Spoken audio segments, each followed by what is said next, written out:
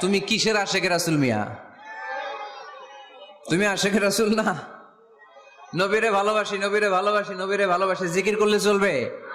নবীর সুন্নত নিজের মধ্যে রাখার দরকার আছে না নাই?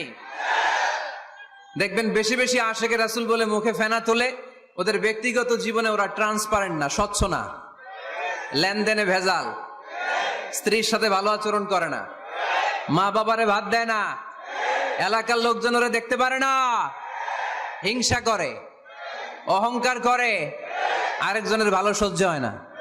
তো রাসূলের সুন্নাহ কি এটা? তুমি কিসের আশেকে রাসূল মিয়া? তুমি আশেকে শয়তান।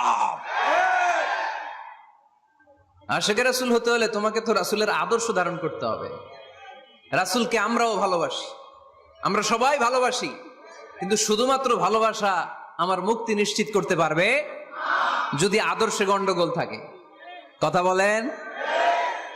তার প্রমাণ আল্লাহ রাসূল সাল্লাল্লাহু আলাইহি ওয়াসাল্লামের চাচা আবু তালেব আল্লাহ রাসূলকে ভালোবাসতো না?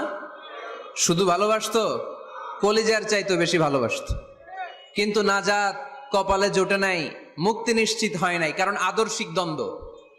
কি দ্বন্দ্ব?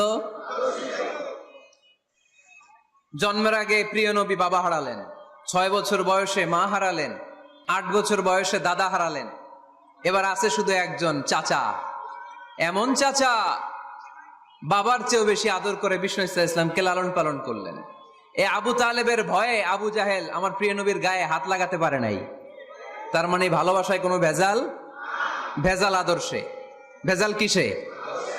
শেষ নিঃশ্বাস ত্যাগ করার আগে আবু তালেব অসুস্থ, আবু জাহেল উতবা সাইবা একদিকে, আমার নবী আরেক দিকে।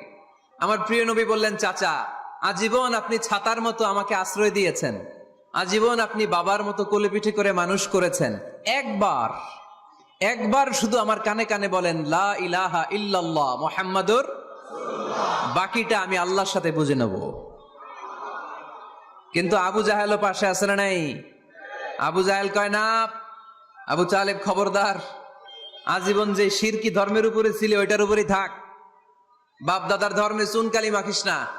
একবার আবু তালেব প্রিয় নবীর নুরানি চেহারার দিকে তাকায়, মনে মনে ভাবে এখনই পড়ে ফেলি কালিমা, মুহাম্মদের আদর্শই আমার আদর্শ বানায় ফেলি।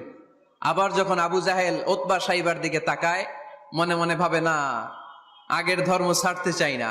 এই দোটানা অবস্থা থেকে শেষ নিঃশ্বাস ত্যাগ করার আগে আবু তালেব এটা বলে মারা গিয়েছে, আলা মিল্লাতি আব্দুল মুত্তালিব, আমি আব্দুল মুত্তালিবের শিরকি ধর্মের উপর থেকে শেষ নিঃশ্বাস ত্যাগ করলাম। তার মানে আল্লাহর দেয়া বিধান অনুযায়ী সে জান্নাতি না জাহান্নামী? শুধু যে নবীরে ভালোবাসছিল কোনো কাজে আসছে? কথা বলেন। তাহলে শুধু ভালোবাসা আমারে বাঁচাতে পারবে না, নবীর ভালোবাসার পাশাপাশি আমার নবীর আদর্শ জীবনে থাকার দরকার আছে না নাই?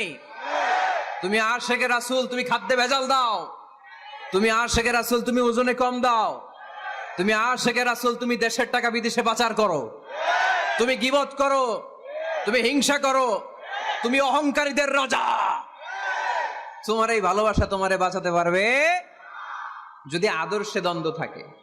আমরা আল্লাহ রাসূলকে ভালোবাসি, রাসূলের আদর্শও মেনে নিয়েছি, কারণ আমার নবীর আদর্শই আমার। কথাকে বুঝতে পেরেছেন?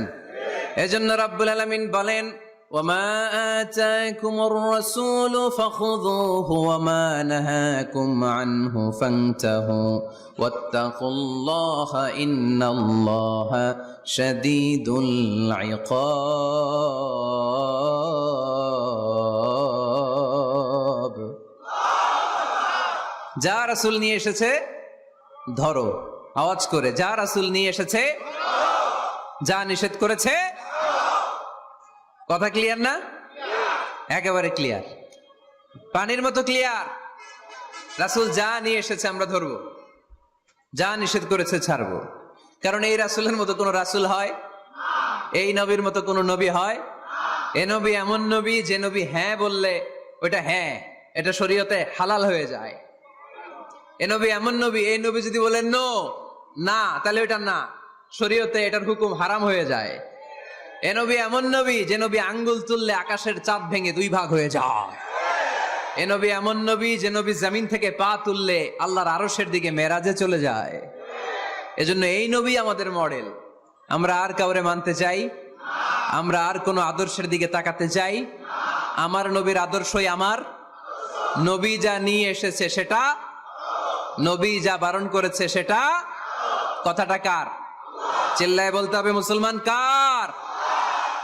এজন্য আমার নবীর আদর্শ, এটাই আমার আদর্শ। আমার নবীর আদর্শের অনুসরণ ছাড়া কেউ কোনোদিন জান্নাতের চেহারা দেখবে না। এজন্য আল্লাহ সোজা সাপটা বলে দিয়েছেন, আমি আল্লাহর ভালোবাসা যদি তোমরা পেতে চাও আমার নবীর আদর্শ বুকে ধরো। ঠিক কিনা? কুল ইন কুনতুম তুহিব্বুনাল্লাহ ফাত্তাবিউনি ইউহিব্বুকুমুল্লাহ ওয়া ইয়াগফির লাকুম যুনুবাকুম ওয়াল্লাহু গফুরুর রহিম।